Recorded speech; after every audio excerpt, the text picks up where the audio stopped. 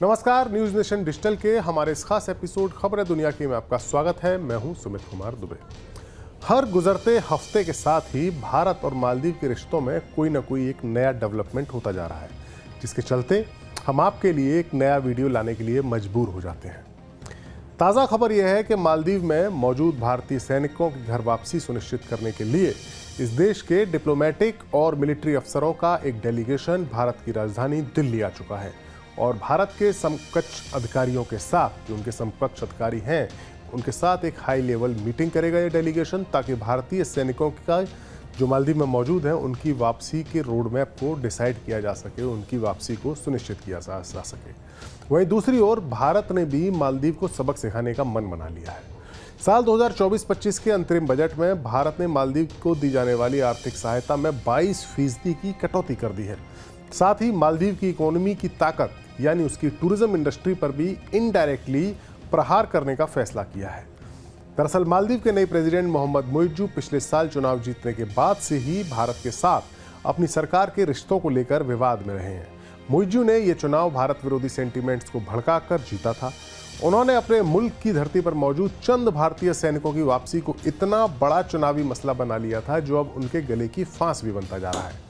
मुइज्जू के राजनीतिक गुरु और पूर्व राष्ट्रपति अब्दुल्ला यामीन भारतीय सैनिकों की जल्द वापसी के लिए मुइज्जू पर दबाव बना रहे हैं। वहीं भारत विरोधी फैसलों के चलते मुइज्जू अपने मुल्क में भारत समर्थकों के निशाने पर भी हैं। मुइज्जू की पॉपुलैरिटी लगातार घट रही है और अब महाभियोग के जरिए उनकी कुर्सी पर भी खतरा पैदा किया जा रहा है।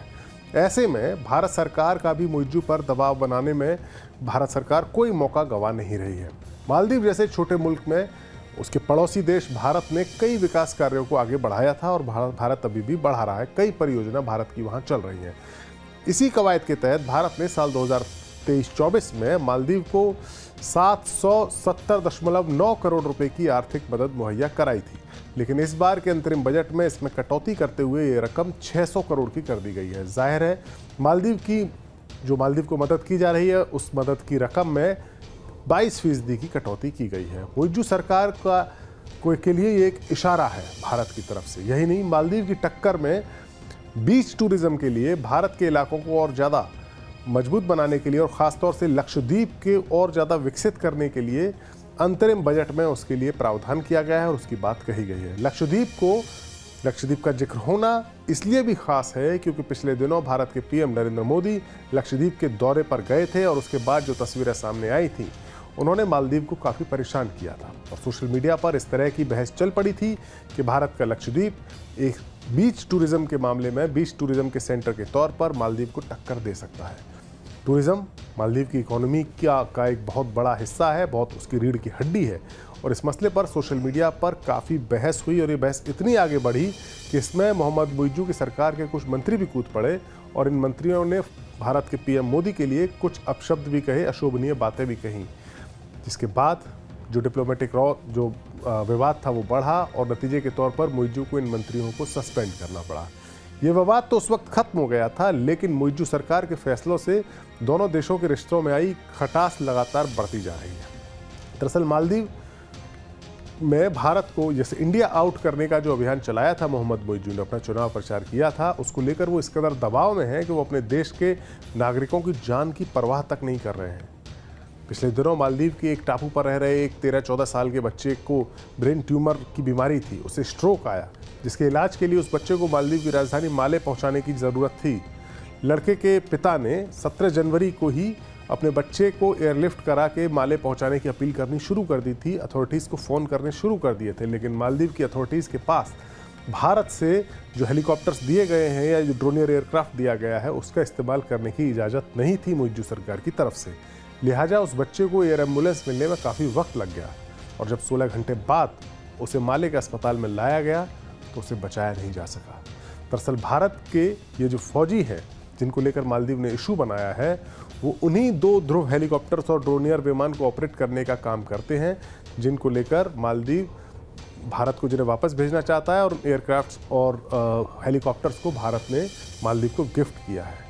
इनका काम है समुद्र में निगरानी करने के अलावा ये हेलीकॉप्टर्स और ये एयरक्राफ्ट इमरजेंसी के वक्त अलग अलग द्वीपों में, अलग अलग टापुओं में फंसे हुए लोगों को इमरजेंसी के वक्त रेस्क्यू करते हैं।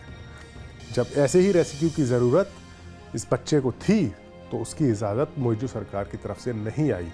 साफ है, मोइजू सरकार अब किसी भी सूरत में भारत के इन हेलीकॉप्टर्स का इस्तेमाल करना नहीं चाहती है और इसी जिद ने इस 13-14 साल के बच्चे की जान ले ली। इस घटना ने मोइजू को अपने मुल्क में ही बैकफुट पर ला दिया और पार्लियामेंट की कमेटी इसकी जांच कर रही है। दरअसल मोइजू जानते हैं कि अपने देश की वित्तीय मदद के लिए तो वो भारत के बरक्स चीन को खड़ा कर सकते हैं, लेकिन मोइजू एक बात भूल जाते हैं कि भारत उसका पड़ोसी मुल्क भी है। लिहाजा किसी भी इमरजेंसी के वक्त भारत ही फर्स्ट रिस्पॉन्डर है। कोई विपत्ति आएगी तो सबसे पहले रिस्पॉन्स भारत की तरफ से ही आ सकता है। अपने देश में मेडिकल इमरजेंसी के हालात में रेस्क्यू जैसे ऑपरेशंस को चलाने के लिए, उनको अंजाम देने के लिए जो काम अब तक भारत करता आया था, उसके लिए मोइजू अपने एक और पड़ोसी देश श्रीलंका की मदद लेना चाहते हैं ताकि भारत की कमी को दूर किया जा सके, भारत को मालदीव से आउट किया जा सके।